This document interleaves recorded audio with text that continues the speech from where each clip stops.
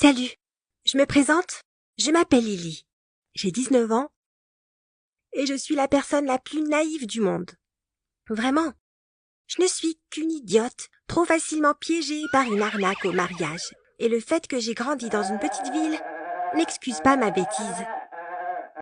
J'ai vraiment honte de raconter mon histoire. Mais je veux être honnête du début à la fin, parce que c'est une personne honnête qui m'a sauvée. À mes 18 ans, j'ai découvert que mon grand-père, qui était mort quand j'étais petite, m'avait laissé une belle somme d'argent. Mais il y avait une clause à l'héritage.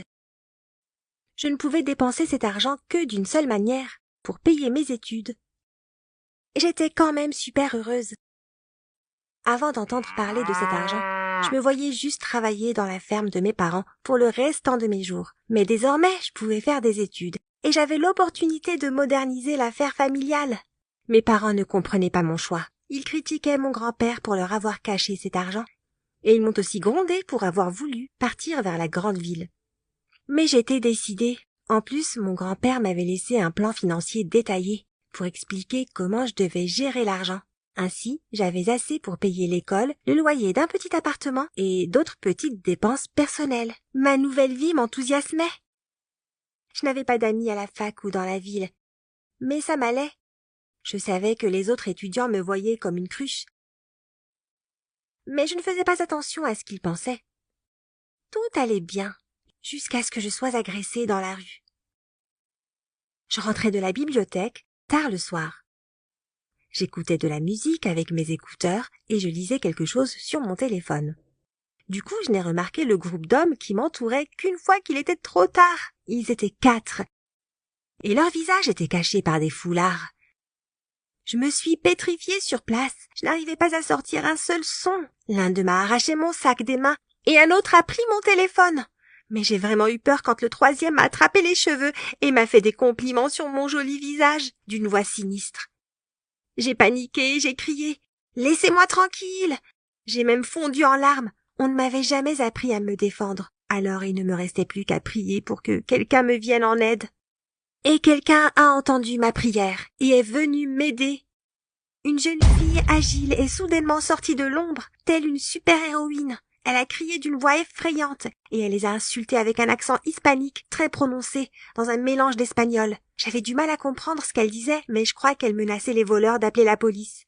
Elle faisait tournoyer son sac autour de sa tête farouchement, et je crois même qu'elle a réussi à frapper certains des voleurs à la tête. Quoi qu'il en soit, ils ont battu en retraite face aux menaces de cette fille, et ils sont partis, en laissant mes affaires par terre. Je me suis à nouveau mise à pleurer, cette fois de soulagement. Et j'ai serré ma sauveuse dans mes bras. C'est ainsi que j'ai rencontré Ramona. Il s'est avéré qu'elle étudiait à la même fac que moi, et que, comme moi, elle était un peu en marge à cause de son mauvais anglais. Et elle avait beaucoup trop d'orgueil pour aller se plaindre à l'administration. J'admirais son caractère et son courage.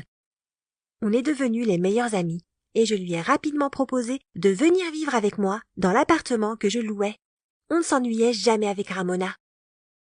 Elle trouvait toujours le moyen de me remonter le moral. Alors, quand elle est brusquement devenue silencieuse et morose, j'ai vite compris que quelque chose n'allait pas.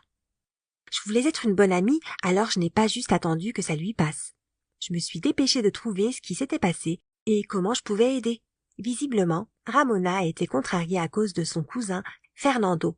C'est là que j'ai découvert que Ramona n'était pas venue seule aux États-Unis, mais accompagnée de son cousin. Mais contrairement à elle, Fernando n'avait pas été accepté à la fac. Il allait bientôt être à court d'argent et il n'aurait alors plus d'autre choix que de retourner dans son village de Colombie. Ramona était soucieuse que Fernando ne réussisse pas à économiser assez d'argent afin de tenter une seconde fois de venir aux États-Unis, en quête d'une vie meilleure. Je me sentais toujours redevable envers Ramona, alors je lui ai proposé d'inviter Fernando à vivre chez nous. Surtout qu'on avait une chambre d'appoint. Au début, Ramona ne croyait pas que je ferais vraiment ça. Mais dès qu'elle a réalisé que j'étais sérieuse, elle est redevenue joyeuse et elle a tout de suite appelé son cousin. Le soleil ne s'était pas encore couché que Fernando était déjà devant la porte, avec sa valise. Quand il a sonné, Ramona faisait à manger. Alors je suis allée ouvrir la porte, et dès que je l'ai laissé entrer, il m'a assailli de baisers. Enfin, c'était des petits bisous sur les joues, mais je ne m'y attendais tellement pas que j'étais complètement déboussolée. Et aussi très gênée. Je n'avais jamais vécu ce genre d'intimité avec un garçon, et encore moins avec un garçon que je venais juste de rencontrer. Quand Ramona est sortie de la cuisine et m'a libérée des bras de son cousin, j'ai enfin pu lever les yeux du sol, et c'est là que j'ai vu à quel point Fernando était séduisant. Heureusement que Ramona était à côté de moi parce que je n'aurais pas réussi à dire un mot en sa présence. On a passé notre première soirée à apprendre à se connaître dans une atmosphère détendue et amicale, mais je n'arrivais pas à m'empêcher de regarder Fernando à la dérobée. Ses beaux cheveux, ses bras musclés, son torse saillant sous son t-shirt. Oh, j'essayais vraiment de voir Fernando comme un simple ami, mais il fallait me rendre à l'évidence. Je craquais pour lui. Et à partir de ce moment-là, la vie à trois a commencé. Dès le début, j'ai décidé de ne pas partager les coûts du loyer et de la nourriture. Ramona et Fernando n'avaient pas d'argent, alors que j'étais bien mieux lotie de ce côté-là. J'ai donc choisi de tout payer. Mes amis voyaient que je prenais soin d'eux, alors ils essayaient de vivre assez modestement. À mes yeux, c'était vraiment des amis parfaits. Mais Fernando a vite ruiné notre amitié, parce qu'il voulait plus de moi. En à peine quelques semaines, il a commencé à me draguer. Il me montrait des signes d'attention très clairs, que je ne pouvais pas faire semblant d'ignorer. Et quand Fernando a fini par faire le premier pas, j'ai compris que je ne pouvais plus résister. Je voulais qu'on soit ensemble. J'en ai parlé à Ramona. Je pensais qu'elle serait contente que sa meilleure amie et son cousin deviennent un couple. Et oui, elle était derrière moi. Enfin, c'est ce qu'elle disait. Mais quand Fernando et moi avons commencé à nous comporter comme des amoureux, elle s'est clairement mise en travers de notre route. En même temps, Fernando était un garçon passionné et il profitait de chaque occasion pour me prendre dans ses bras et m'embrasser. Et je voyais qu'il était prêt à aller plus loin dès que possible. Je n'étais pas encore prête pour ça, mais j'acceptais ses marques d'affection. Seulement, Ramona ne nous laissait pas seuls pendant plus de 10 minutes. Elle n'arrêtait pas d'entrer dans ma chambre, sans frapper. Elle venait avec nous dès qu'on sortait quelque part, même au cinéma ou dans un café. Elle essayait même de s'asseoir entre Fernando et moi, pour qu'on ne puisse pas s'enlacer ou se tenir la main. J'ai fini par en avoir marre. J'ai décidé de comprendre ce qui n'allait pas. On a parlé, et Ramona m'a dit qu'elle avait été élevée dans une famille très conservatrice. Elle ne pouvait tout simplement pas accepter que quelque chose se passe devant elle entre deux personnes qui n'étaient pas mariées. Tout à coup, Fernando est entré dans la pièce où on discutait. Il n'a même pas essayé de cacher qu'il écoutait à la porte. Il a déclaré que si c'était là le seul problème, il était prêt à m'épouser au plus vite.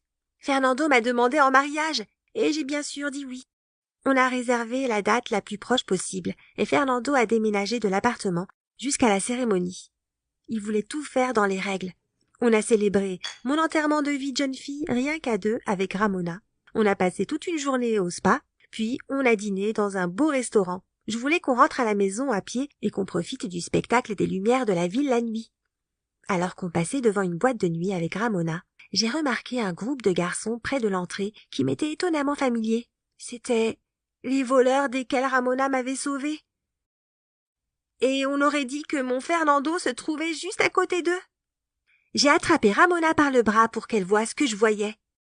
Mais elle m'a entraînée dans la direction opposée. On a traversé la route brusquement malgré le trafic. Ramona a hélé un taxi et m'a carrément poussée à l'intérieur. Je n'y comprenais rien.